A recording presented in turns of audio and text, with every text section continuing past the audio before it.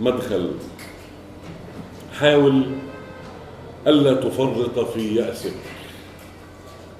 حاول ألا تفرط في يأسك، لربما يعيدك في التيه إلى مفارق الطريق. بطولة. أنا ذهبت كي ألاقي اليأس، أنا ذهبت كي ألاقي اليأس في متاهة الصحاب. قابلته،